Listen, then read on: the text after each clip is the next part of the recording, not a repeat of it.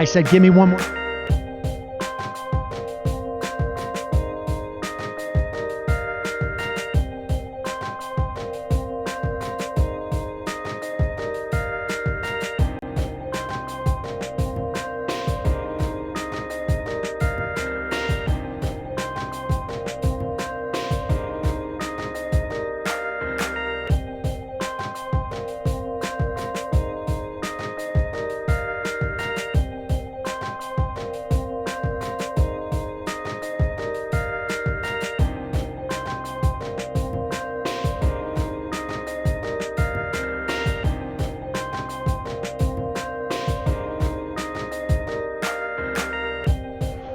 All right, folks, we are back. Sam Seder on the Majority Report. We got our video fixed. Listen, folks, we had a problem earlier. Apparently, the video feed that we had for the interview with Bree Joy Gray and Winnie Wong did not go through. We put up a graphic, and apparently we put up a picture of the wrong Winnie Wong. We put up a picture of a woman named Winnie Wong, who's a lawyer in California, and not the political advisor to Bernie Sanders. So we're going to repost that video, the first half of the video. We've taken it down. We're going to repost it. We have the actual video because we recorded it locally. It just didn't make it through our system, I guess. And I've already texted Winnie, apologized to her. We've apologized on Twitter. It was a mistake. It was a super sloppy mistake. Not hard to confirm, who the picture belongs to, even if it has the same name. And we will not make that mistake again. But I want to apologize to people because I don't want to do that for any guest, for that matter. And although, I don't know, if folks want to find a random Adam Green picture and Can I actually make a request? Adam, you're on camera. I just want you to know there people is know. a drummer for a band called the Moldy Peaches named Adam Green, who takes up the first 30 pages of Google if you type in Adam Green. He looks way cooler than me, so if you could actually post a picture of the drummer, well, maybe helpful. we will. It would not be a mistake. No apology needed. We will do that for Adam Green as Fix a it special. in editing. All right. But yeah, no, we apologize. It's just sloppy work, and we will not do that again. Ryan Grimm's supposed to be here. We were going to do the three-way interview. Apparently, he's got better things to do. Will you text him? Tell him to come? I'll text him, yeah. Actually, can I just say his phone number and everybody at home can text him? No, that's probably not good. Adam is the co-founder of the PCCC, the Progressive Campaign, I can never remember. It's cool. It's Progressive Change Campaign Committee. Progressive Change Campaign Committee. Yeah, the Progressive Campaign Change Committee is actually a lawyer in California, so please don't get us confused. Way different. Also, boldprogressives.org. Boldprogressives.org. See, I remember your URL, but not. I remember the important stuff. Yeah, we did the masterstroke of having 3 brands. We're the PCCC, we're the Progressive Change Campaign Committee, we're boldprogressives.org, just to confuse lots of people. It confuses people. Yeah. We've spoken many times. We have spent many times at the at this conference over the years. That's right. We are apparently we're moderating. I am moderating a panel that you've put together. It's gonna be great. What is the title of the panel? It's called "Why Joe Biden is the Least Electable Major Democrat in 2020." I thought it was is Joe Biden the least electable? Oh, or is that an open? I'm pretty sure we have a point of view on that. Right. Well, I mean, it's actually no. It's why Joe Biden is the least electable. Oh, okay. Well, I'm just moderating the panel. Yeah. Okay. And so, Amy Allison from She the People will be joining us, and Alejandra Rojas from Justice Democrats. We just played an interview with her from Justice Democrats. Fantastic. I have yet to meet Amy, I think, but it should be interesting conversation. Will be good. And we'll test that premise. All right, but let's. I have no need for you to give a preview because I think I'm going to record it, and so we'll be able to play it in the coming days. Maybe we could stream it live. That's conceivable. But we will record it in video and put it up. Okay. It'll look good. Sounds great. So, Adam. Yes. Give me your thoughts of where we are in terms of what's happening in Congress. Are you focused now on the presidential campaign?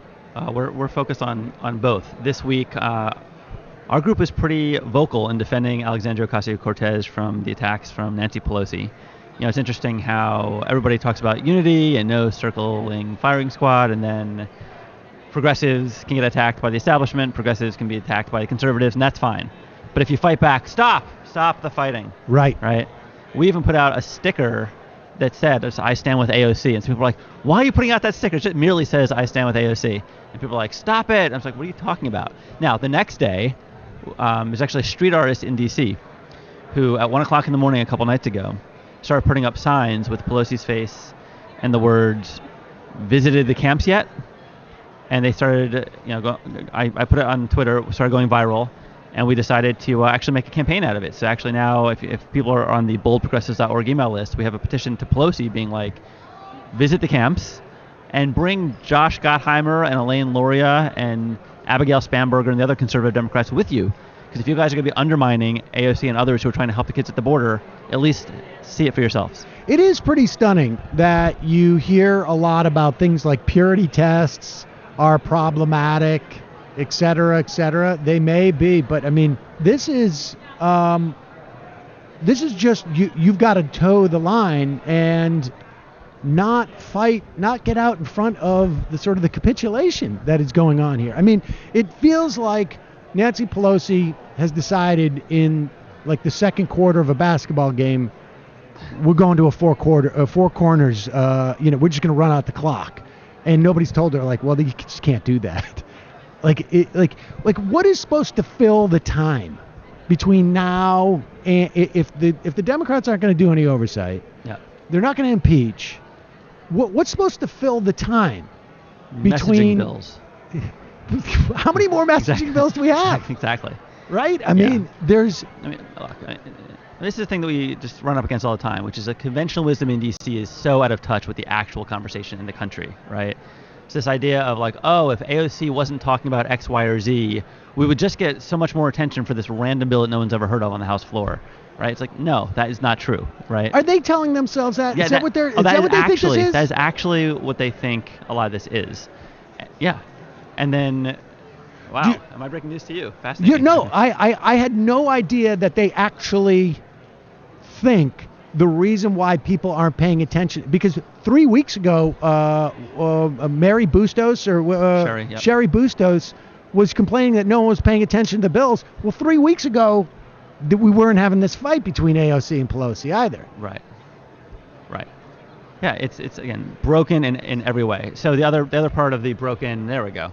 Part of the broken. Should we stop right here? No, just the slide over. The other part of the broken. The other part of the broken conventional wisdom is. Slide down just a little bit, guys, so that we can get Ryan on camera. There you go, Ryan. Just a little bit further down, a little bit towards. I know it's uncomfortable, but Adam, move down a little bit. There we go. All right, here we go. What's up, y'all? There we go. Ryan Grimm of The Intercept and of course TYT. What do you put on your badge, Ryan? You just put The Intercept. Yeah, I mean, I didn't actually tell them to put anything, so that's what they went with. All right, fair enough. I got Ring of Fire on my badge, and so Ring of Fire, nice. I'm going to add TYT right now, actually, all right. And I'm going to add Strong Arm Press. Oh, that's right. Everybody, we spoke to you about your book, and you have your whole press. All right. Well, Adam and I were just talking about how apparently there's a feeling on the Hill amongst the Democrats that the reason why America is not paying attention to the messaging bills, and I think the messaging bills are great. I think it's important. I think we should be. But the reason why America is not paying attention to them is because AOC has been testy with Nancy Pelosi. Is that what the theory is? Well, I think that Pelosi and her leadership crew will look for like any answer to explain why the public isn't paying attention to their messaging bills other than the obvious one, that the public has sense.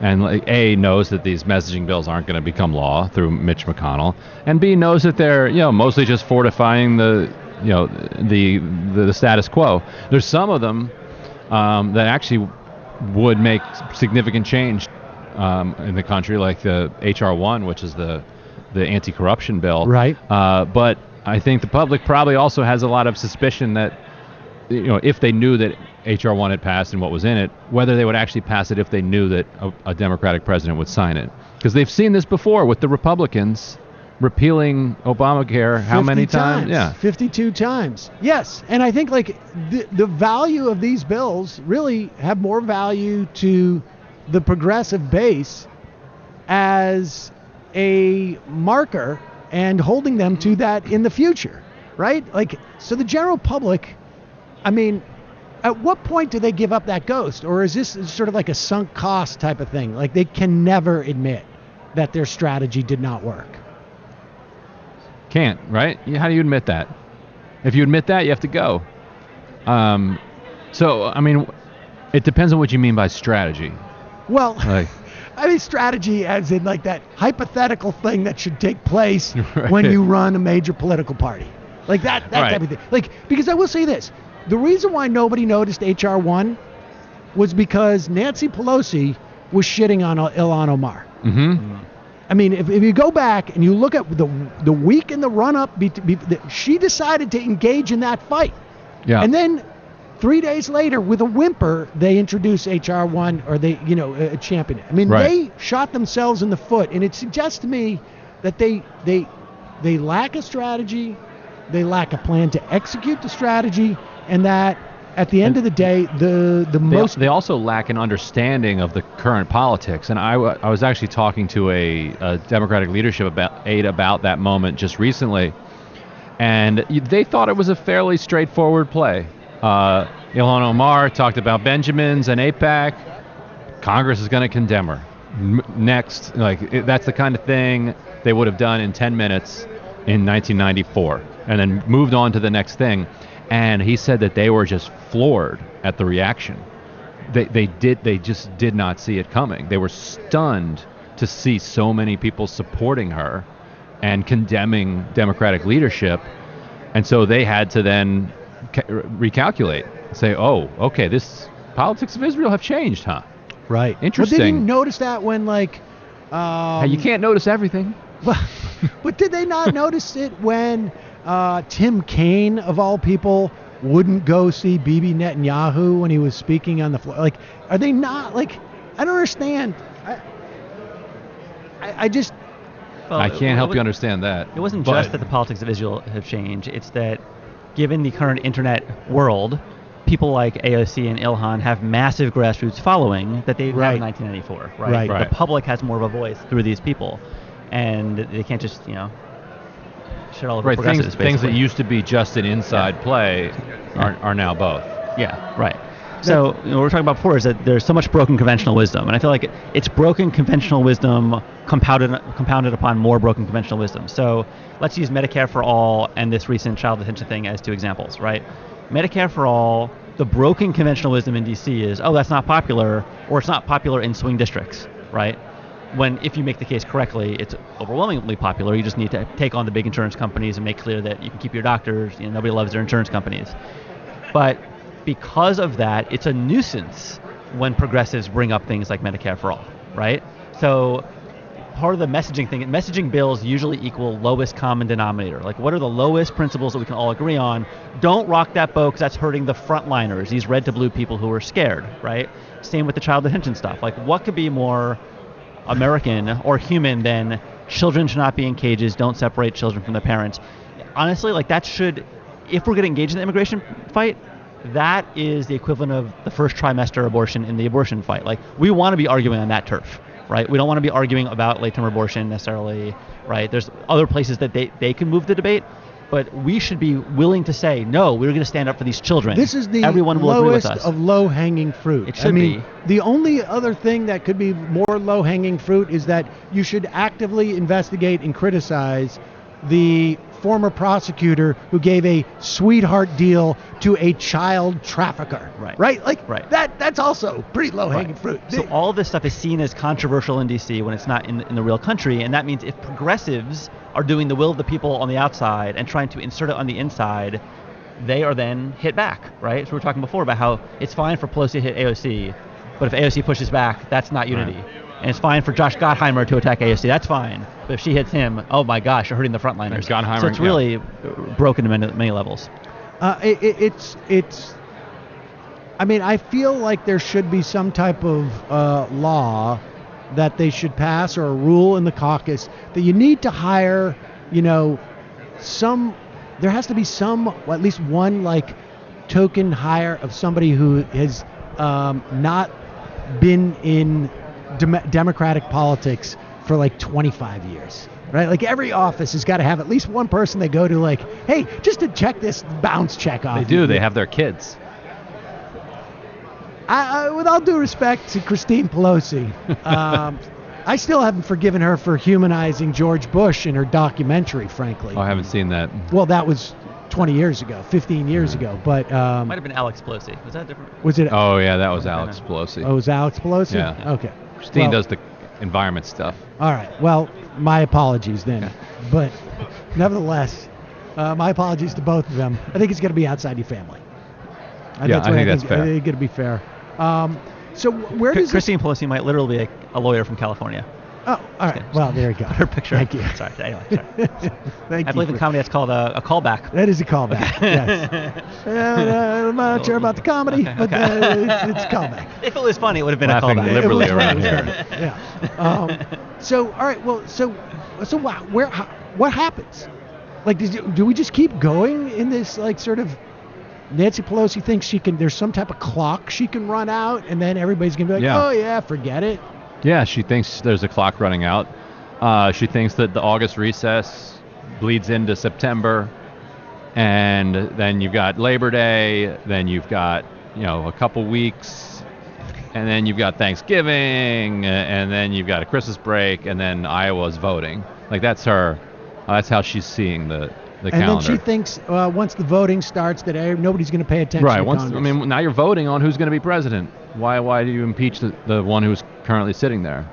There is a serious, I think, like cultural problem with the Democratic Party. Because I think like that's been the problem with Democrats is that they're too reliant on the presidency or too focused exclusively on like, let's elect a president, let's walk away. Although I'm not even sure Pelosi's thinking about that. I think to her it's those frontliners. Like to her. So we're facing a fascist in the White House, children dying on the border. Now 11 years to make fundamental structural changes to save the planet from catastrophe. And her top concern really is these frontliners. And she would justify it by saying, well, if the frontliners don't win, then you're never going to hold power in order to address all the things you say you want to address. But in order for those frontliners to win, in her mind, you can't ever try to exercise that power. So it's a self-defeating thing. But so I don't even know if she's worried about. I mean, of course she'd like to see Trump beaten, but the House majority is her number one goal. Period. But does she think? But are those two things mutually exclusive? Like, is there a scenario where Donald Trump wins and the Democrats can maintain their majority? Yeah, because it's the fascinating phenomenon of the suburbs, which are, which is where Democrats picked up a lot of their gains in 2018. They were pissed off at Donald Trump, and they'll still be pissed off at Donald Trump in 2020. So it could return Democrats to the House majority, but that doesn't mean that he can't run up enough numbers in Wisconsin, Michigan, and Pennsylvania to also at the same time get reelected. So I think there's a conceivable mood in the country that could do both. He would absolutely lose the popular vote again. Right. But there is certainly a path that he could do that and then hold on to those three key states. But if the suburbs are going to vote against Donald Trump, then they're not paying attention to, wow, they're having too many oversight hearings. Like, I don't like how many oversight hearings that show me how corrupt the guy I hate is. I just don't understand I think there's a real risk of all of those people who did all of that organizing and door knocking and phone banking and donating that gave Democrats their huge wins in 2018 are now asking themselves, why did we do this? Well, that's what I'm saying. Like I understand how it can work that way, where she loses because they're not doing anything. But I don't understand what the argument is that people are going to see that we're investigating a guy who let a pedophile off easy. Or people are seeing that we're investigating how he didn't pay his taxes. Or we're investigating how Betsy DeVos owns stocks in these... No, it absolutely makes no sense because, like you said, they won the majority on anger at Donald Trump in these particular districts. So, of course, they want you to go after Trump. That's why they voted for you. So they're not going to get mad if you go after Trump. Of course. Are you guys noticing much more energy around challenges to incumbents at this? More than before. I don't know. You've been engaged in primaries before people cared about them. Are you seeing more this time? Yeah, I think for a couple reasons. One, last time people were so paranoid about we must take back the House that some people were like, even if I technically agree with this progressive challenge, like I just want to focus on taking back the House, right? And now it's like, all right, other things are happening. I can divide my attention. But also AOC proved the concept, right? She proved that, not only can we win these races, which would have been nice by itself, but and they're a game changer once they get in there. So the idea of let's elect more AOCs is a phraseology that we're applying to other candidates now. And I will say Justice Democrats has been, I think, very thorough about the types of candidates that they're vetting. The people who are truly viable. You know, I think last time they had a wide game, like let's endorse 100 or more. I think this time they're going to be... They might not have endorsed Ocasio-Cortez in this new model. Well, well, I don't know about that. But basically, they have a prism for decision making. Probably. Okay. You know, the demographics work for the district, and she clearly was articulate and good on, good. You're saying they would have. I'm not sure. Okay. I mean, statistically speaking, the odds of them doing it would have been less, right? I mean, but it's hard. Right. It's hard to go back and look at that. But the idea is they're being more focused this time. People who are truly committed to running strong races, people who fit their district, incumbents who are extra out of touch, places where in the past there's low turnout, which is in a weird way an advantage for us in a primary, if that maintains, right? We got messed up with Tom Carper in Delaware, who is the most corporate senator out there.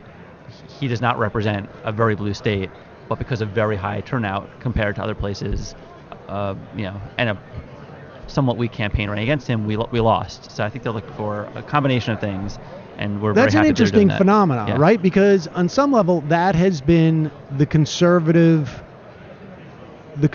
path to victory has been maybe not as many votes, but votes that you can count on. In off-year elections. Yeah. And it's about the depth of their commitment, not necessarily the breadth. And it feels like we're in an era where these primaries can be won, not necessarily with the number of people, but the depth of commitment of those people, because they're going to show up no matter what. And that having that force, it's almost like the podcast model versus the radio model. Wow, say more. Are you being facetious? Not really. Say more. Oh, well, I mean, this show, when I launched this show, for instance, I knew and was talking to Marin, I knew that Marin was going to make more money on advertising, but I might have an opportunity to make more on membership because this, talking about politics, has a deeper connection to people than, with all due respect to Mark Marin, although he doesn't care. Him trying to hook up with some actress by, talking about himself. Right. But people love that show. A lot more accessibility, but they wouldn't necessarily pay to be a member. Yeah. Depth, right? As opposed to breadth. Yeah. I mean, that's like okay. Yeah. Freemium. Freemium. That's another word that has to do with. Yeah. internet. So anyway, it's worth putting a couple specific races on the radar. Right. So one, I think he just announced. Did Alex Morse just announce against Richie Neal? I heard that. That is true. So Richie Neal is a powerful Ways and Means Committee chairman who dragged his feet for months in requesting Trump's tax returns, and dragged his feet for months. Michael Brooks is old congressman, I believe, out in Springfield. That was worth the interruption. Yeah, go ahead. Yeah, so dragged his feet for months, holding Medicare for All hearings.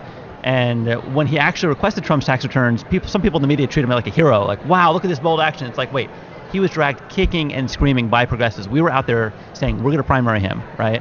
Well, still, he's an old school, He turned it down from New York State. We're going to give him Trump's state taxes, and he said no. No, thank you. No, thank you. We're good. Right. We're good here. We're good here. So Alex Morse, young, I believe he's gay, mayor of Holyoke, West in Massachusetts, is going to be running a very vibrant campaign against him, and that could be similar to AOC, a shell shocker for the establishment. If the Ways and Means Committee chairman, who's putting the kibosh on things like Medicare for All, I think also Green New Deal, goes down, it sends a signal of, our prism for decision making was a little bit wrong, right? We need a big victory like that against someone who's a crusty old insider.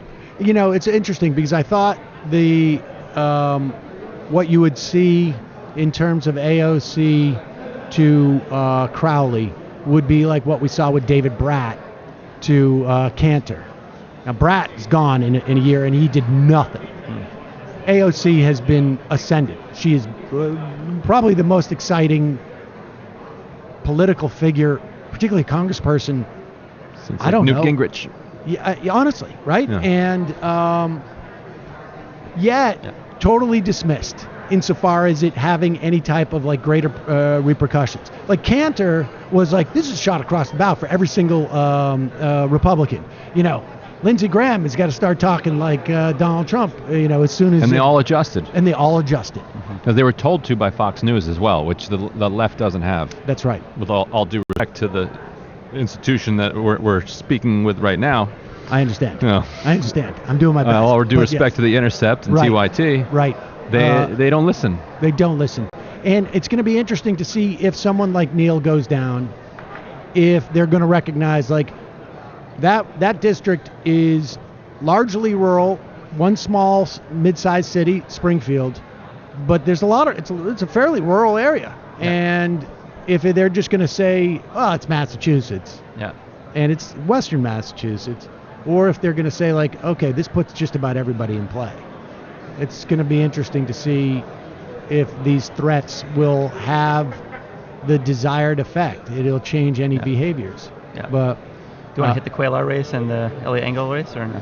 I mean, those are a couple. I wasn't persuaded. Maybe I'll come around to it that Cuellar was a great target. Cuellar is probably the most right-wing Democrat, and so there's two sides to this. So he's not that much of a internal player. Like he's not he's not a Richie Neal. He doesn't run Ways and Means. He's not in leadership, and so for that reason, I thought that he's also extremely powerful and popular back home. And he comes from like a dynasty. Doesn't mean he can't be beaten, but so the question is it worth the resources to go after him? Be given those things. The other argument is that he's a powerful voice on immigration and on a lot of fiscal issues in very destructive ways inside the caucus. And so by taking that voice out, you're taking away one of the more destructive voices that a lot of the centrists who could go either way hear him say, oh, well, this is a Hispanic member from Texas and he's saying this, so I'm going to cover for I'll go with him. So in that sense, taking him out with a strong progressive like a Jessica Cisneros, could be significant. Elliot Engel, I'm not convinced he's not going to retire. It'll be interesting, but he's chairman of the Foreign Relations Committee. Would be a huge shot at the kind of hawkish wing of the party if he manages to get toppled. Who else do you think we're going to see go? Lipinski has a very good chance of losing, but I don't think him going down would be seen as anything other than like really an unpopular guy who's out of step with his district going down in the kind of way that you could lose a primary in 2012 and it would just be seen as losing a primary. Right. Well, let me say a couple things on that. So first, Dan Lipinski, the Democratic co-chair of the pro-life committee, voted against Obamacare, essentially votes with Wall Street. It's against everything Democrats are for. And it's like a 15-point Hillary district, so there's no reason for him to be representing. His dad gave him this seat, basically, right? So up against Maureen Newman, progressive challenger, Medicare for all, everything. One significance I do see here is it's a very early primary. I think it's like the first week of March, right? Which means Alexandria, hers was like July. June, yeah, end of June. End of June. So early means it can have ripple effects the rest of the cycle, right? There could be a fundraising boost in the step of every other progressive challenger if he goes down. So I see that as like helpful in the calendar sense. Well, there's a couple other primary challengers on the ballot. Could that also have the opposite effect, though, of like putting a bunch of people on notice who have been sleeping, or are those people no longer sleeping? They're wide awake. And they're so wide awake that, so there are two other people running for the Lipinski seat that haven't done a lot in terms of campaigning and fit the mold of this old machine tactic of putting people on the ballot just to draw votes away. Like, people who are upset with Lipinski are going to vote against him. And so if you put 3 people on the ballot, that dilutes the opposition. You see that a lot in these kind of machine elections. They may be genuine candidates, and think that they have some path to victory, but they haven't been showing it, and they know that Newman came within a couple points of winning previously and has the edge. All right, we're just what's going on here? What's happening here? Oh, it's just watching Virgil. Oh, what it is not exactly clear. No, okay. We're just we have other guests in the green room, and they're waiting in the green room, and they'll be over in a second. Okay. But let's give it to them. Well, yeah, we'll do that. But all right, so this is going to be an exciting primary season. It sounds like. And if anybody wants to understand where all this came from, they need to read the book. Yeah, how is your book doing? Because I feel like your book has gotten a lot of attention, and it really does capture this moment. Or at least it explains how we got to this moment. Yeah, it's well timed. Now, this is a country that doesn't read, so I'm not going to retire on this book. Is there a book on tape yet? It's coming. Who's going to read it? A reader of my newsletter read it, actually, like a subscriber to my newsletter. He said he emailed me. He's like, "Hey, I do this for a living. You want me to do your book?" I said, "Great." Well, that's pretty good. Let's do it. Yeah. And the book was copy edited and edited in interesting ways by readers of the newsletter. I allowed people to see an early draft of it, and they made very useful comments. This is confusing. I'd love to hear more about this. So the spirit of the book was actually brought to bear on the production of it too. That's pretty cool. That's an interesting way of. Is anybody publishing books like that? No, just us. What do you mean by us? Strong Arm Press. Oh, right. Okay. Yeah. Are there any other books coming out in the near future? Yes. What do we got? We have a very cool book coming on Lane Evans. Lane Evans, who was a populist, first guy to ever endorse Barack Obama. Okay. A populist Illinois congressman who represented a Republican-leaning or centrist district for decades, but did it in a way where he just took the fight to the Republicans and took the fight to business. The seat is now held by Sherry Bustos, who claims that there's just no other way to do it, except Lane Evans, just a couple cycles ago, was doing it. I think he retired in 2004 because he got ALS. Fascinating. Any children's books coming out? There is a fascinating children's book coming in September, I believe, by Stephanie Taylor. It is one of the best children's books. My co-founder. Yes. But it's one of the best children's books I've read.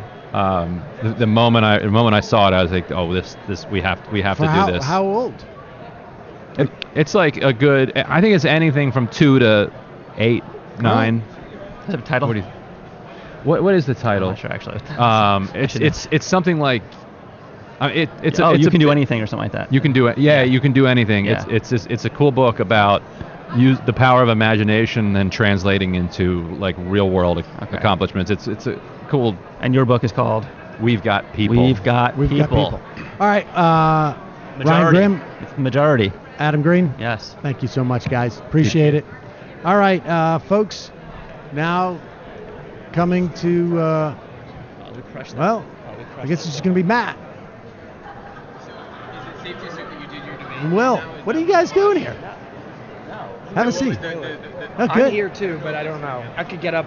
I could do it for a bit. Just No, go I ahead. want you to do it. He needs to learn a lesson. Yeah, no, he's not supposed to go to the bathroom. No, he's not, and he needs to be punished. So let's do this.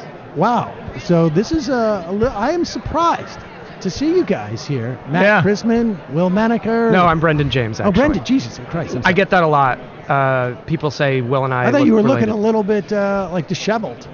I was going to say. I don't know how to go from here. Okay. I've already been Brendan, ambushed sorry. in this interview by right, being so- mistaken with Will. All right, sorry about that. It's okay.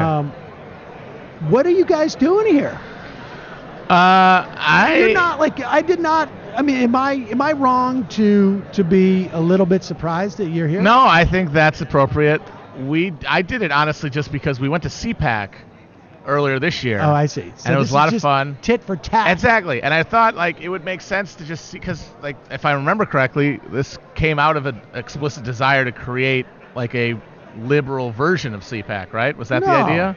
That wasn't the idea? I don't think so. I remember from those days of like the early Daily Kos where they were like, the conservatives have so many institutions. They've got all these think tanks. They've got these conferences. We don't have any of those. We need to get them. So I always thought it was like an answer to CPAC. Maybe that's not correct. I don't know. It's supposed to be some sort of organizing. Wait. Oh, sorry. I didn't even. What? Are you talking into the mic? I am. Do that again. Oh, there you go. Okay. Hello, everyone out there in Radio Land. Okay, good. I mean, I don't know if it comes out of a direct competition or inspiration from CPAC itself, but I mean, it's clearly supposed to be organizing feels like a bookend. festival for And activists. And we stuff got like that. press credentials very easily to go to CPAC, so I just thought, let's try it there, and they got them very easily. So like, well, let's just do it. It's even Did you get see? It's even closer. Did you get credentials here? Oh yeah, baby. Now, are you guys are you doing a show? No. It's honestly, for me, it's because I kind of want to write a piece about the two events and the two experiences of CPAC and Netroots Nation. So that's my agenda. CPAC, I think, didn't start until 2011. I'm looking at this. I don't think it started until 2011. What? Wow. No. Matt Chrisman owned and fact-checked and That debunked can't be on true. air. CPAC is like a Live. venerable institution on the right. Are we sure we're thinking of the same thing? No, Matt, I'm not trying to gang up on you, but I don't really think it did come out of like a I'm sorry. The anti-CPAC. conference was founded in '74. Yeah. Yeah. I guess. Yeah. Yeah, it goes back. Yeah. Oh, okay. I mean, like I'm taking crazy pills here. Being All right. gaslit. Yeah. Sam Seder's gaslighting people, folks, and it's not okay. We're making a lot of factual errors left and right today. So It's Virgil's fault. It is. It's all Virgil's fault. yeah, I got completely thrown off. Virgil was supposed to be here, but apparently he had to go to the bathroom. He had to He's go to in the the bathroom. toilet right now. That's not a joke. No. It's not a joke. He's in the bathroom. So all right. So give me a little taste. How long you been here? You been here for 2 days? We just got here yesterday. We didn't spend a lot We've of been here time. for 2 days. Yeah, but we didn't really do anything on Wednesday. Oh, yeah. What doesn't feel like you're doing much today? No, we're not. No, we don't do a lot when we come to these things. We just kind of walk around. Okay. Well, so what's the early verdict? I don't know. I mean, it has a lot of. It's interesting. It has very much the same model as CPAC. You've got the breakout sessions, and you've got the things. You've got the big panels. You've got the radio row. You've got the swag area. All I can say is that this one it's more diverse out. Honestly, obviously, everyone is more casually dressed. Everyone at CPAC is wearing a suit. Right. And at least what I've seen. It seems more. I mean, they're human beings. They're not reptiles. You're not like they are at CPAC. I have to say though that the town hall area is much less lit than CPAC was. I mean, it sounds like I wasn't with you at CPAC, but that the CPAC was high octane. Oh yeah. And that makes sense, of course. You know, they're guys in power. They're very energized by that.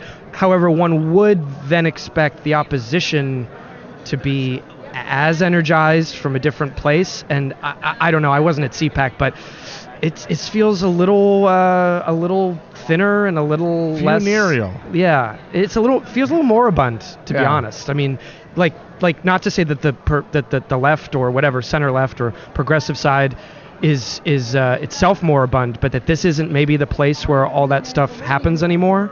I don't know. I mean, we're mouthing off. I'm not saying anything. Oh well, I'm mouthing off, but I mean, it does feel that way, and it's probably a good thing to at least acknowledge.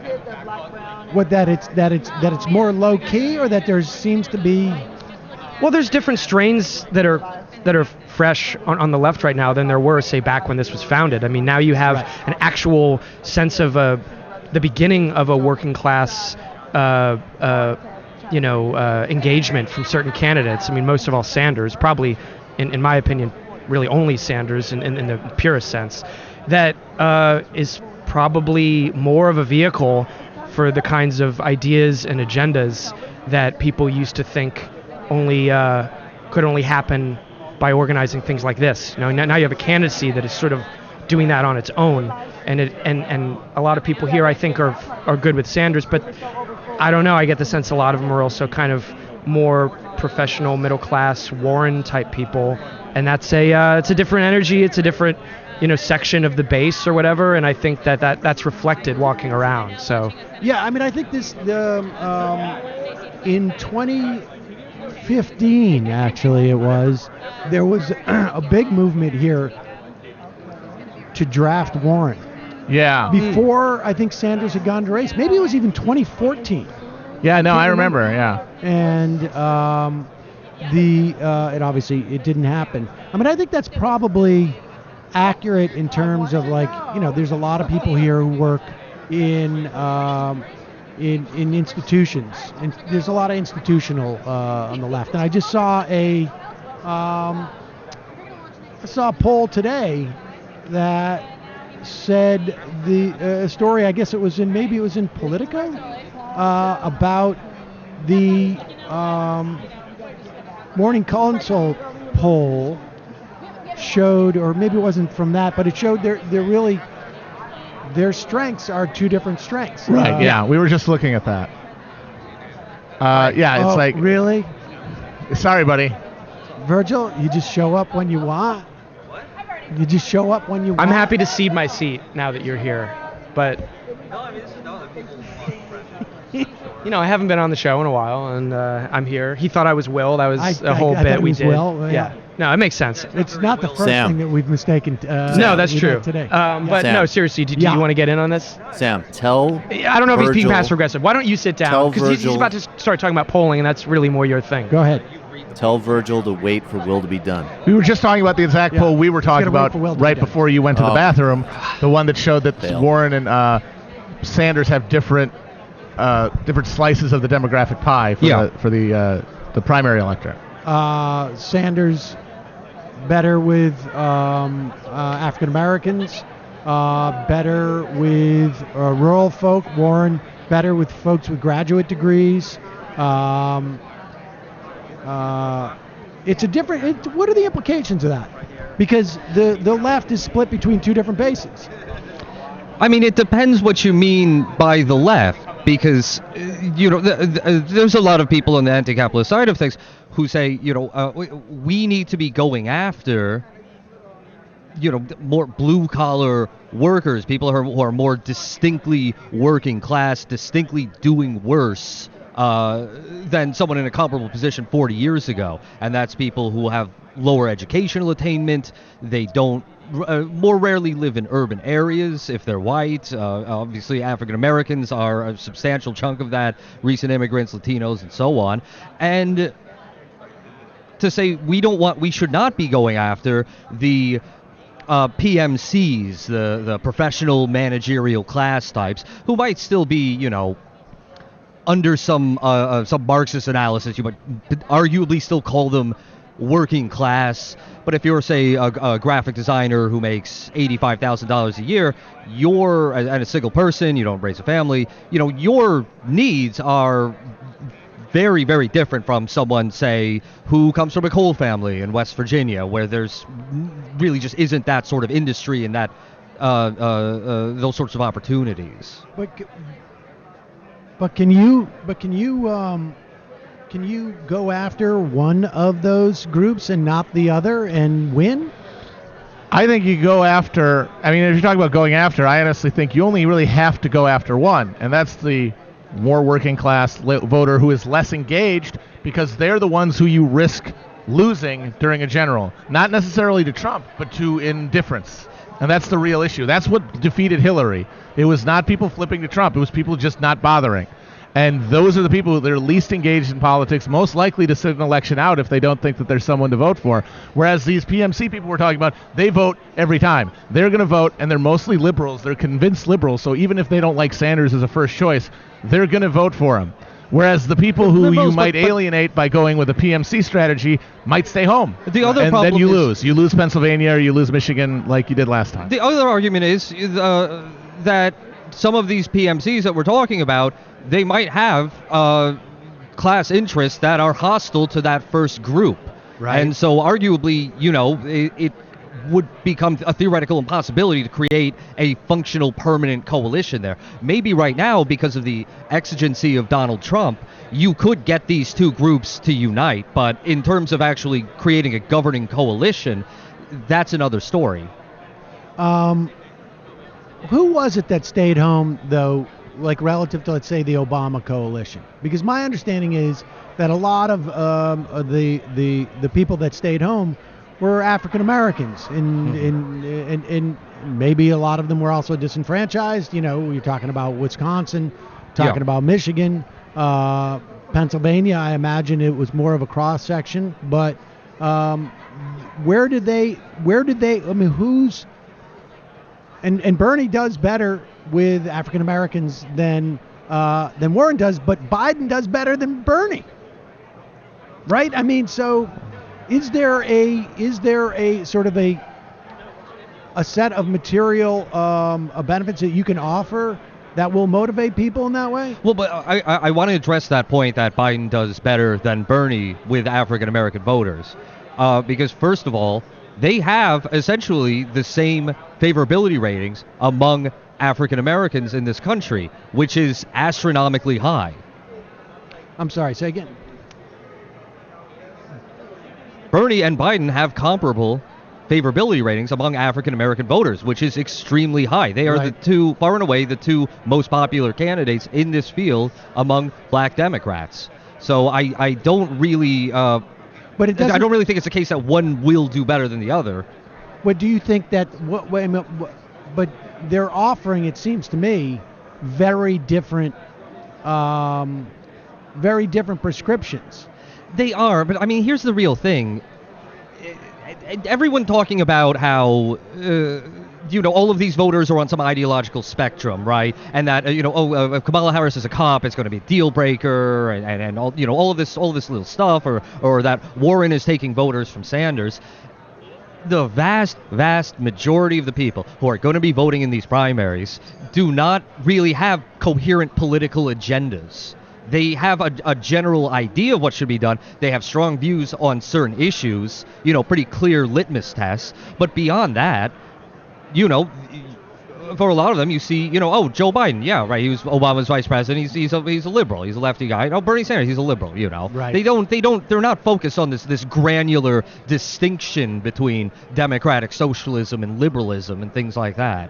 Yeah, that's my sense too. So then the question becomes like, how much of this is just turn off the sound and you get a notion of who they're going to vote for. I think that ultimately policies have never decided a Democratic primary, and it's really come down to two. I think there's two types of Democratic nominees you get.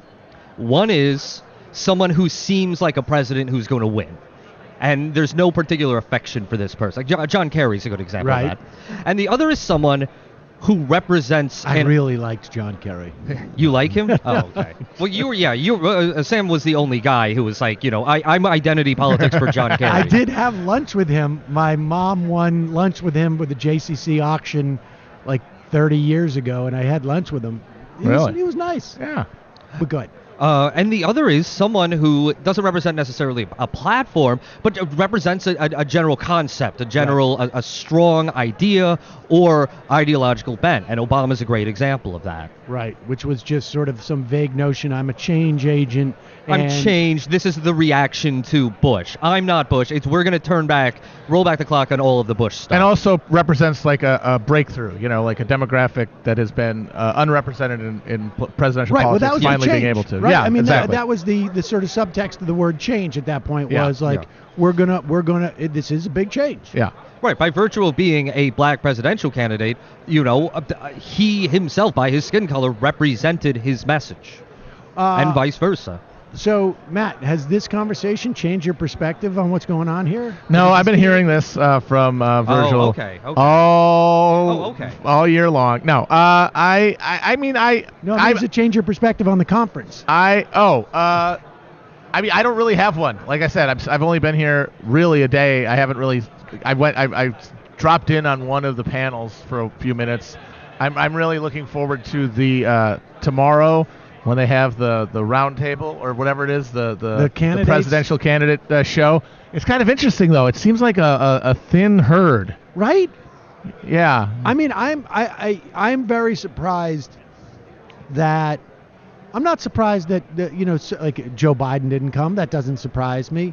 I'm not shocked that Bernie Sanders didn't come, but I'm super surprised that like Cory Booker's not here. Right. And Kamala Harris, who have been here in the Kamala Harris honestly is the one that baffles me the most because she's gaining steam. She's becoming people's giving her a second look, and like it's time for her to like get some sort of identity outside of a snap moment on Biden in the debate, and coming to a place like this seems like it would be ideal. It seems like there's a lot of people here who are the sort of people that you want to charm right now and have them say, "Oh, I'm with you." Right, or you want people here to be like, she's now my second. Right, aide. Exactly. At least be on someone's like scorecard. Yeah, especially, if you have someone who's going to go back and is a well-known local organizer, you want them on your side, even if they're not in one of the first 4 primaries. Which I kind of think a lot of people just aren't really looking forward to Super Tuesday at this point.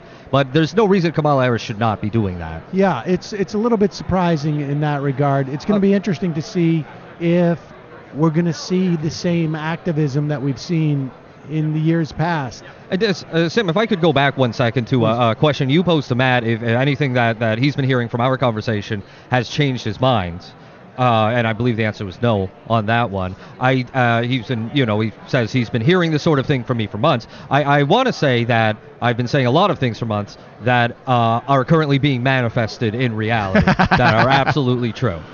And one was the emergence of the Orb Gang. Was 100% true. Well, that was all you, and I give you credit for that one. The other was, and I said it on our show.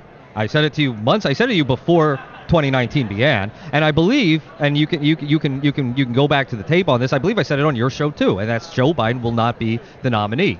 I think it's too early for you to say that you've been affirmed in that. I've not been confirmed in that, but the process that I described of why he won't be the nominee has been happening, and Kamala Harris hastened that on the debate, and that's the exact thing that I'm talking about. It is. I think you can go back 3 months on our show and hear me say that by end of September, beginning of October, he is 3rd in the polls, and I would only amend that now by saying I think he's going to be 4th in the polls by then. These people don't like Joe Biden. People don't like Joe Biden. People think they know Joe Biden, but they don't know Joe Biden. They just remember him standing behind Obama for 8 years. Exactly. Yeah. And I mean, I will agree that the process that he put out of just as soon as the first real attention gets paid, the numbers just starts going down. Yeah. The trend line, that is what people. I mean, that was my original thought too. It's really? going to fade. Oh, it was your original. It was. Okay. Play the tape back. I said it. Okay. It's just that then he had that huge lead, and of course, because if you're on the left, you give it towards panic and horror at all times. Right. You just assume, it's over. You second guess yourself and third guess yourself. Do you guys have a lot of instances where you think that you said something and the other guy did, or vice versa? Does that happen a lot? We have had moments like that, but thankfully we can go to the tape and we can make sure. You guys don't strike me as guys who go to the tape. No. I mean, if we had You always say you're going to go to the tape, but I don't. Well, feel we're like saying you we're did. hoping someone else goes to exactly. the tape. Ideally, and the thing is, our fans are, I guess I'd say, focused enough to do that for us. Yes. We have enough people who very, very assiduously attend to the program who can remind us who said what, and we don't have to actually do it. We have a couple of fans who do that as well. Yes. Keep a very specific record of almost everything I've ever said. I do want to put another chip down right now. And I forget if I did say this on our last election roundup for our show, but I'll say it. I'll iterate it on your program. That I will bet on the trifecta, and say that this race will come down to Bernie, Warren, and one other candidate, which I believe will be Kamala Harris. I think that's substantially likely, especially after her debate performance. And the thing is I guess I kind of agree with that, and I see the contours even shaking shape now. I think the difference is I will stress that I am trying to be largely agnostic about all this stuff. He doesn't want to make a bet against me again. I've lost enough bets that I know that I cannot see into the hearts of my fellow citizens nearly well enough to be confident on this stuff. Matt. Matt, I'm not a very good gambler. I mean, shoot, why don't we just, I don't really want to bet you, but if you want, you're practically taking money out of my wallet here. Yeah, all right. Keep going. All right. But no, I think that if that does come to pass, if that shapes up to be the race, certainly early, by Super Tuesday, then I don't see Harris losing, honestly, is the thing. That's where we differ. Well, I think, for whatever Harris's strength, and she has many strengths, and under this theory that this theory says that the sort of establishment forces of the party, the anybody but Warren Sanders crew, really anybody but Bernie though. Right. Would coalesce around Harris. But I also think that Warren is broadly acceptable to most of the party. And I kind of think it would more look like anybody but Sanders will divide between Harris and Warren. In that position, I think Warren is best positioned, but you just can't count out Sanders' organizational capacity and a national organizational capacity. That's the thing I think we have yet to see, really. Yeah, because he didn't really have that last time. Yeah, he didn't have that last time, and I think we won't really know until we start to get into the primaries, like if that is actually what we think it might be. Right. But Will Menaker, Virgil, Texas, thank you so much. Thank you. Thanks for coming. Thanks for having us. So I'm usually the one thanking. Yes. I got confused there. Thank you so much. All right, folks, let's go through a couple of sounds as we wrap this up. I'm going to be doing the panel here. You guys might be interested in this. There's going to be a panel an impromptu panel that we're putting together and asking the question, why is Joe Biden the least electable in the camp? This is going to be at 4 p.m. right here. Yes. Wait, you said 4 p.m.? 4 p.m. Okay, folks. So we will have part 1 of our coverage up later in the day, and we'll go through some of our... Did you see this Bernie GIF, Sam? I did not. Check it out. If you're looking at the sound sheet, I included a link to it. I'm going to put it up on screen here. I think it's all the argument he needs to be as far as who's the candidate should be for 2020. Yeah, this is the ultimate endorsement right here. I will take a look at this.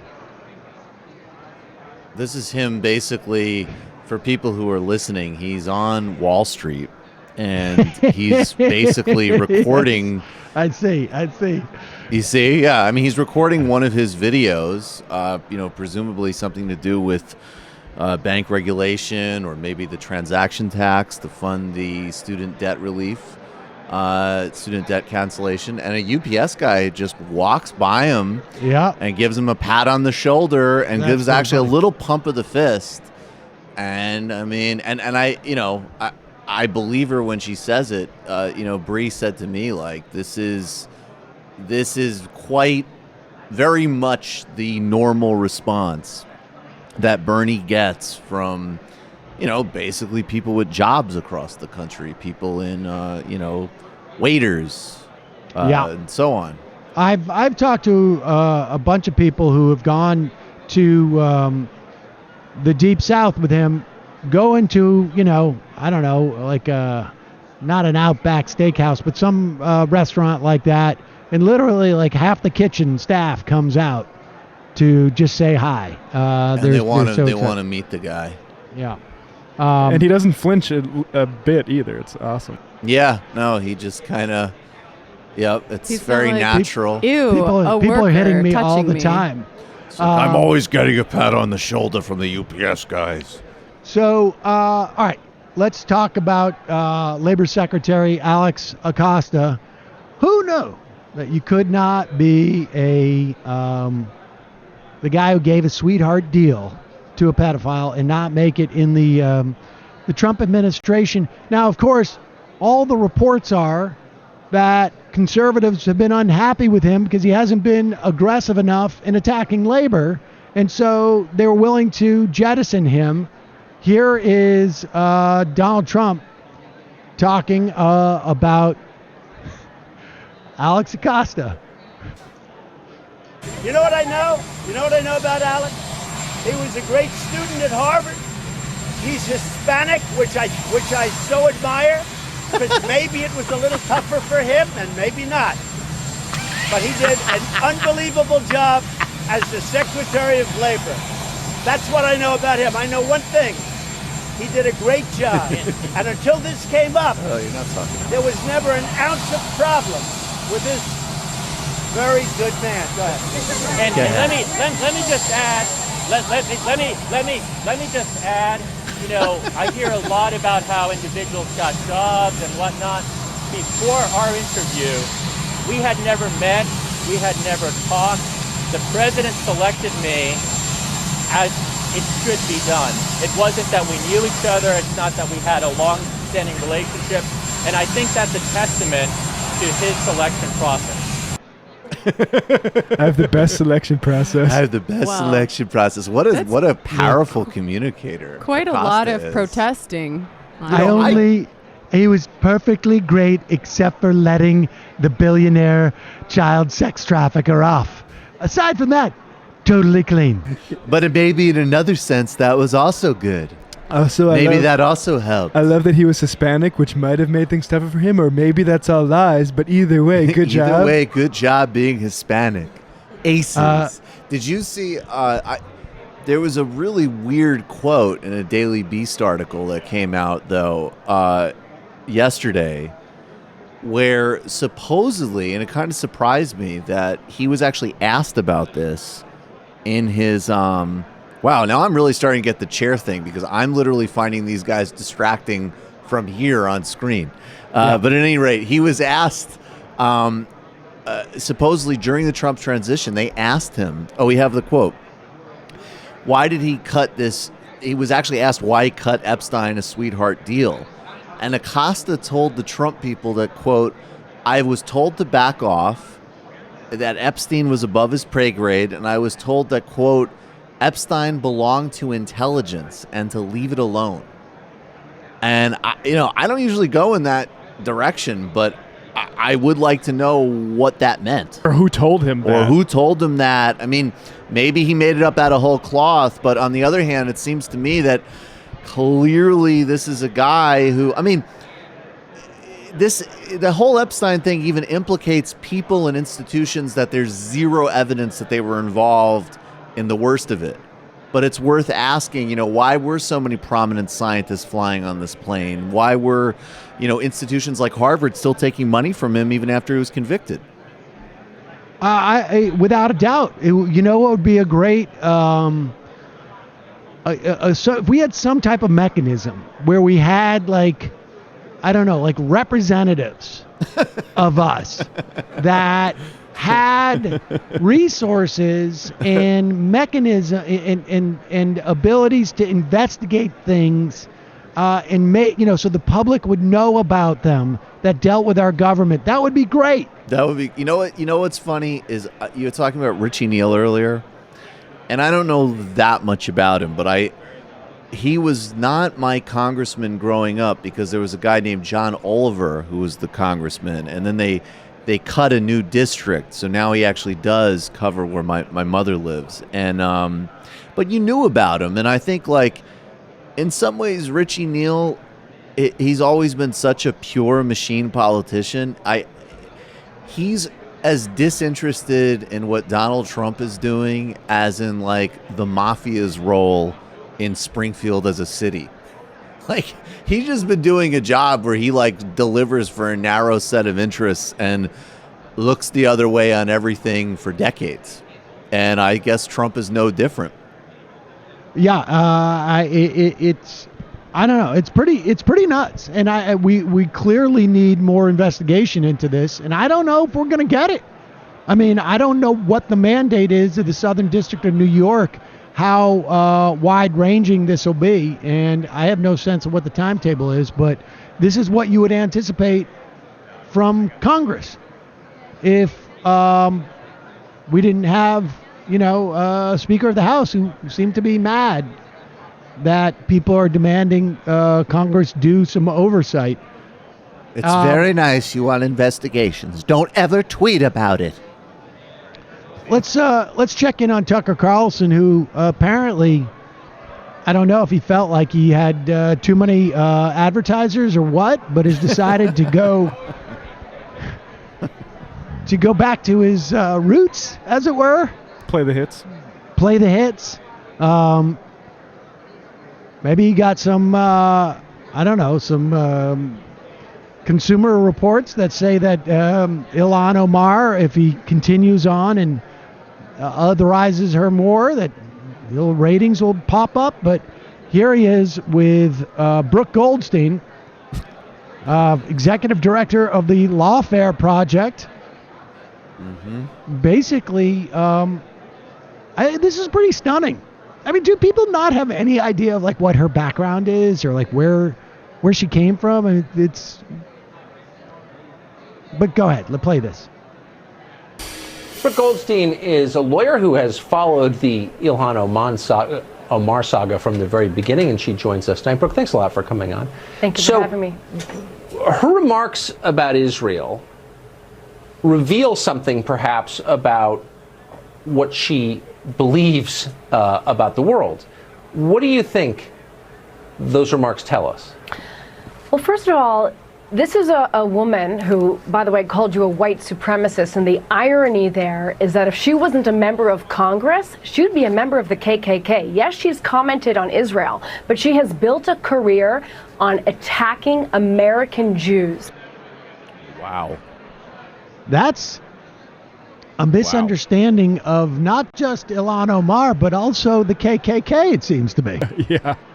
The KKK was known for an active outreach to Somali refugee communities, because for specifically the Somali refugee community of people who supported a two-state solution based on 67 borders. That was a sweet spot for them. Wow. Have I really misunderstood the KKK? Yeah, I mean, there was a reason Jeff Sessions was so skeptical of them. They were a working-class organization that wanted to work with Somali migrants to preserve Palestinian human rights, but also still ensure a Jewish state. And they expanded their consciousness through active marijuana usage. Yeah, I had no idea. That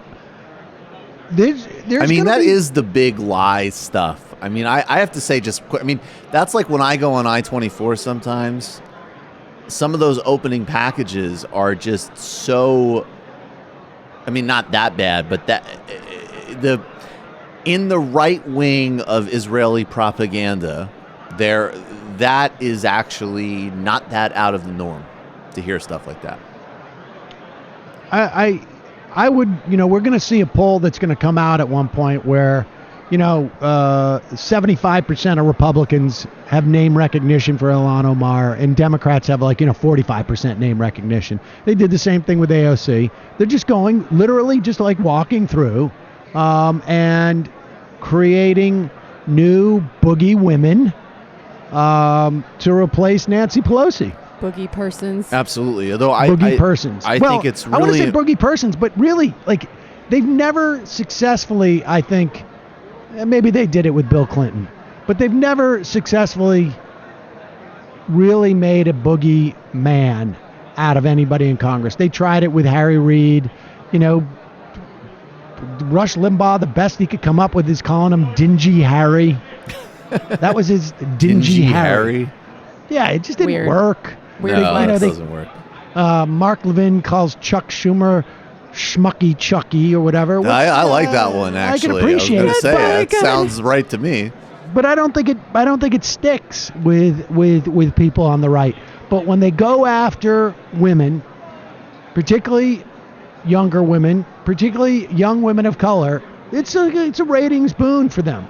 It's a ratings boon. And we really always have to say, especially in Elon's case, and obviously now everything's blowing up with, Pelosi going at AOC. But, I mean, you had, speaking of Schmucky Chucky, yep. You had him and, to a slightly lesser degree, but with the same substance, and Steny Hoyer. All three of them were at APAC endorsing essentially the most obscene attacks on Ilhan Omar. So I agree with you that it's certainly of a kind, but she is of the most extreme degree. Yeah, I mean, we have this clip where she apparently in a closed-door meeting said, "Don't tweet your complaints." But if you can take them to APAC, apparently it's fine. Yeah, don't tweet anything, but I will gladly endorse the most grotesque, incitement against you at a right-wing ethno-state political gathering. That you can do. Well, let's hear about that clip. This is Joe Scarborough and Casey Hunt talking about Nancy Pelosi telling progressive members not to tweet their complaints. She has said some demeaning things to these 4 members, and the 4 members have said some demeaning things to Pelosi. The question is, when do they sit down in a room and say, this is a big place, we can all help each other, let's start working together? So, Joe, Alexandria Ocasio-Cortez made a really interesting comment to The New Yorker in an interview last week. She said, a lot of this is premised on the idea that I have a relationship with Nancy Pelosi at all. She said she hadn't talked to her at any length basically since the winter time. And I think that tells you a lot about how this relationship has played out. And I think that there are some risks here for Pelosi. So far, it has been this uneasy detente where, the squad, quote unquote, has watched Nancy Pelosi win a couple messaging victories. They've seen her take on Donald Trump. They've seen her, stride out of the White House, put on those sunglasses and have her be a hero for the same, liberal base that sent them to Washington. But these comments are getting very dismissive. And, Pelosi simply looks at the world in a completely different way. And I think my question about this going forward is the same one that you had just then about Newt Gingrich, which is, we're living in a different type of media environment and world. And, Pelosi told Maureen Dowd, they've got their public whatever. The question is, can you really dismiss that public whatever in the age of Trump in a way that you used to be able to? I mean, Nancy Pelosi is a hard power person inside the House. She's counting votes. She's not wrong. These are only 4 votes. That is not enough to change the calculus, and she knows what it takes to actually get things done in the House. But the reality is, politics has changed around us just in, the few short years that this president has been in office. And the confidence that these people, frankly, don't have in the basic functioning of the House of Representatives means that, she's taking some real risks in pushing them away so aggressively. Well, and she... Yeah, I mean people coming up and talking to me. I think Wait, now Adam Green's interrupting the segment? Now Adam Green's interrupting. Yeah. Adam, stop sabotaging us, Adam. The point is that it's not even a question of it being the age of Trump, and this notion of like the tweeting and the it's shocking.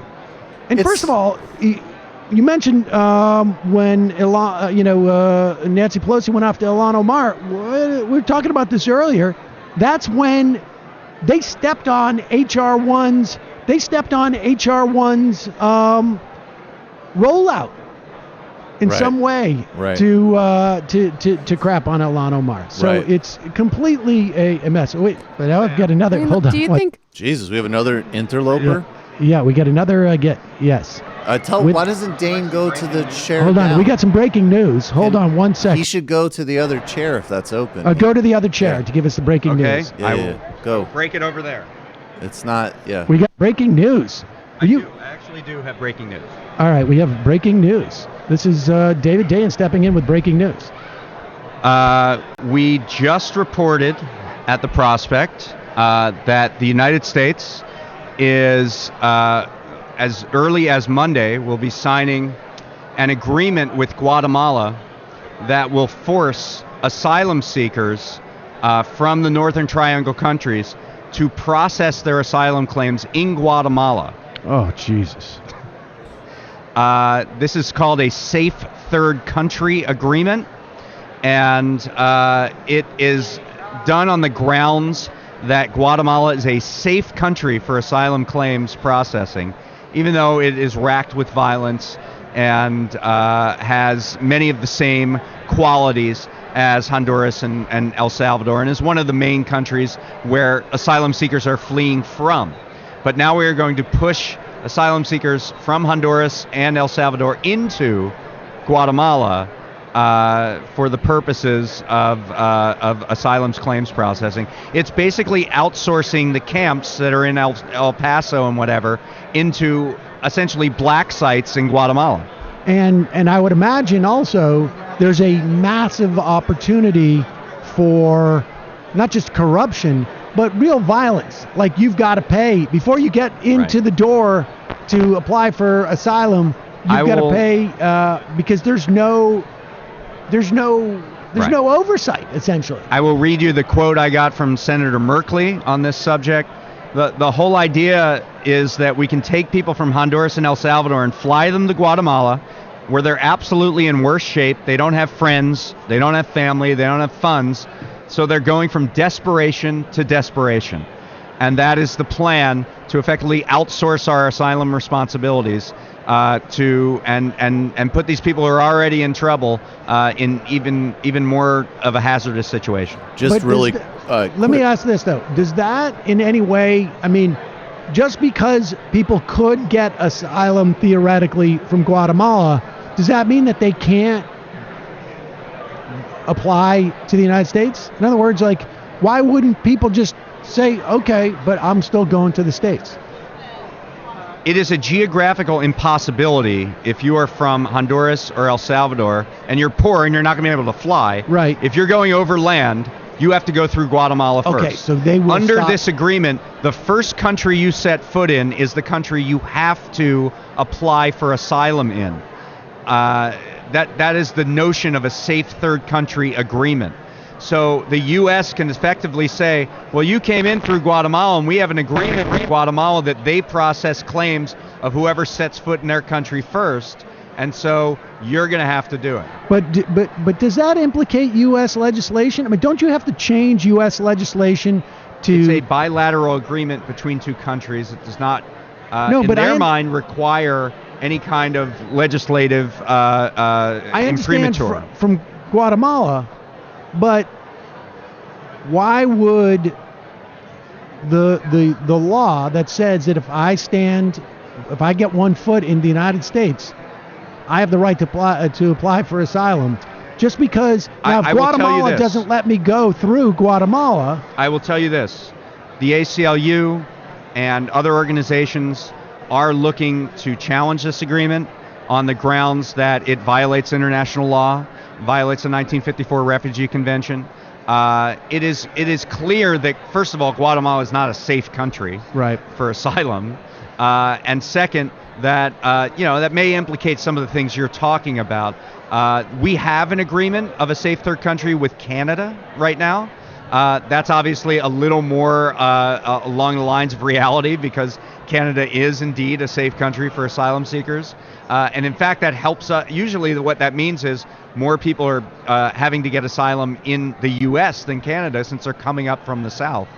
But the way this would operate is it would take all of those migrants from the Northern Triangle seeking asylum at the border and ship them down to Guatemala. It's really a harrowing situation experts have said that this is a serious problem. And I can read you some more. We're going to end up hearing about. I suspect we're also going to end up hearing about a lot of people dying going by boat. Right, but that's true. That's probably true. You can see boat migration, and what you're also going to see is essentially an invisibility cloak placed over this entire cruelty in the camps. Right. Because instead of having it done in El Paso that's subject to U.S. law, it'll be done, somewhere in Guatemala that isn't.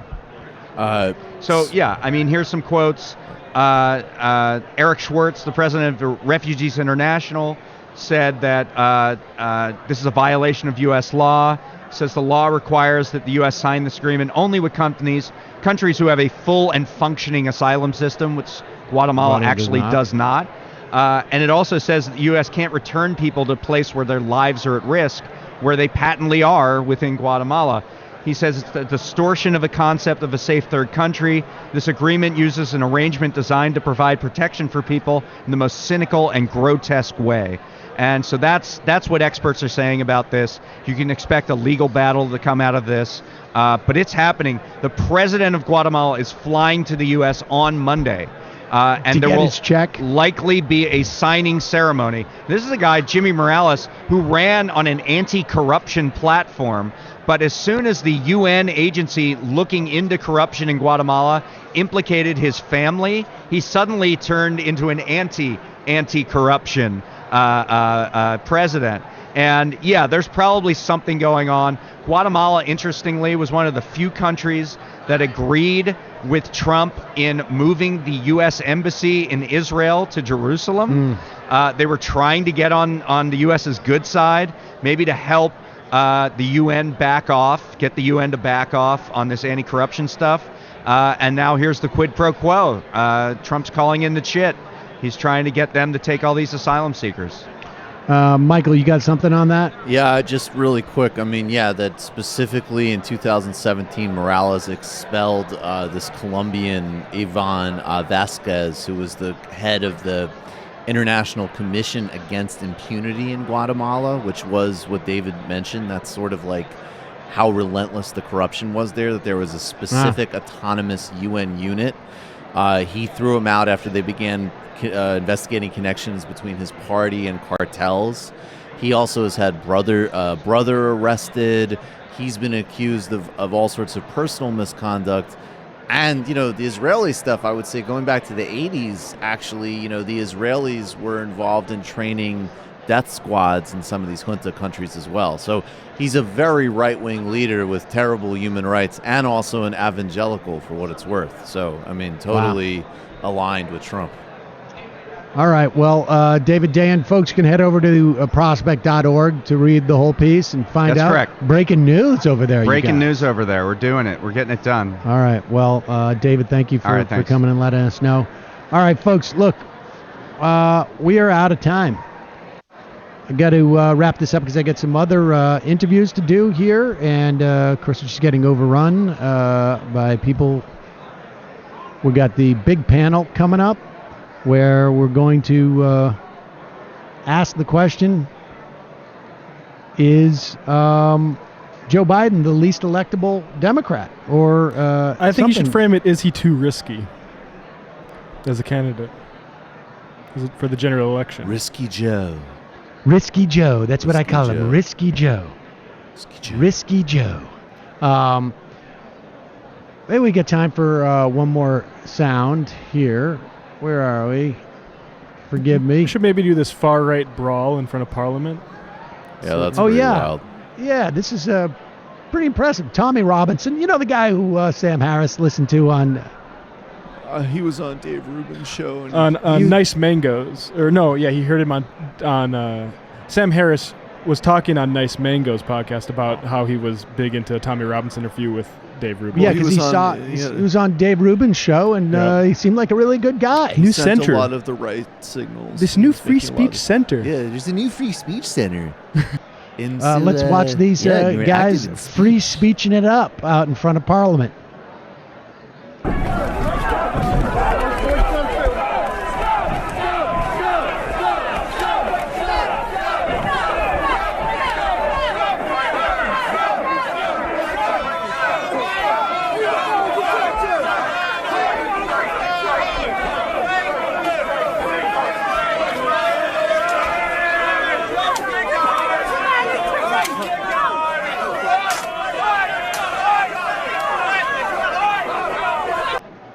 Jeez. Literally, some of that happened last night. He was around here. He was bashing the cameraman with his lighting tripod, which, I mean, when fascists use journalists' own equipment to attack them, it's a bit metaphorical, I think. Right. Yeah, the metaphor is folding in on itself. But I don't know why he would do that. He seemed like a really nice guy. Maybe they were going after his free speech. All right. Oh, yeah. I want to just talk about this because this is one of the few times I think I'm going to be able to. I'll be off in just a sec. This is going to be one of the few times I am going to be able to say something positive about Donald Trump.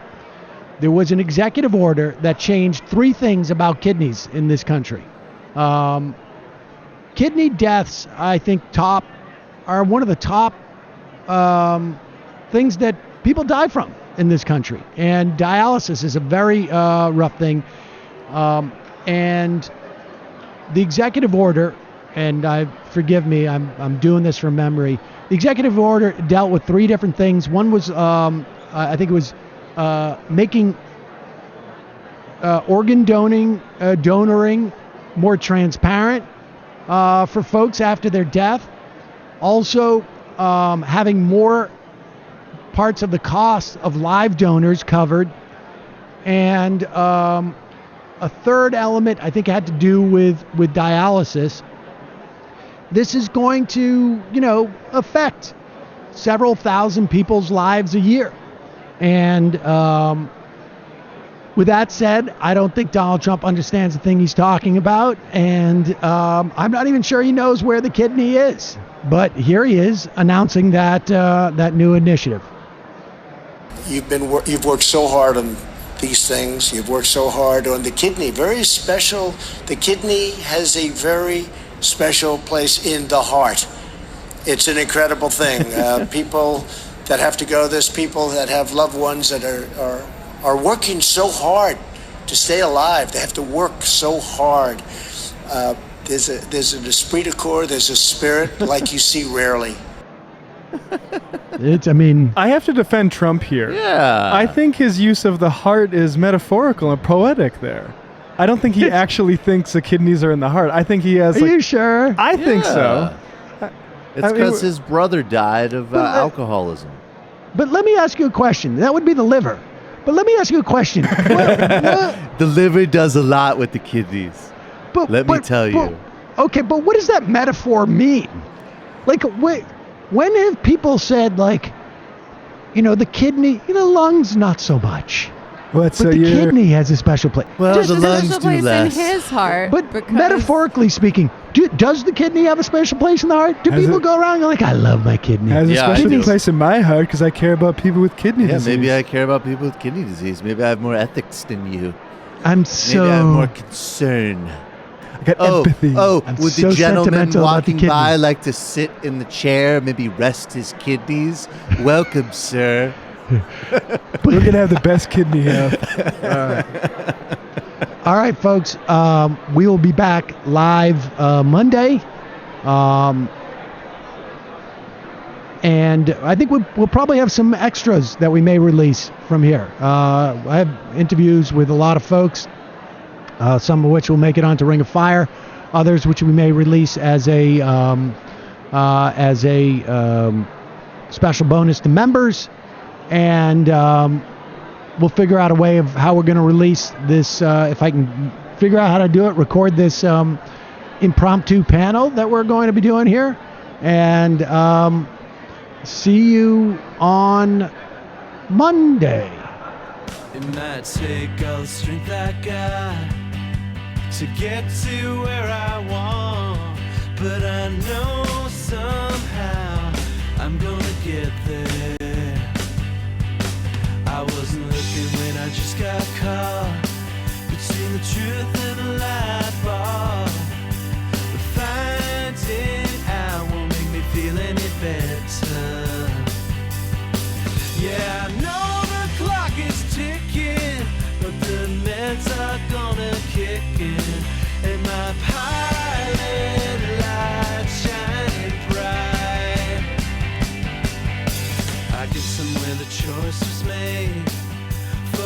option where you don't get paid for the rope that bends before it finally breaks you.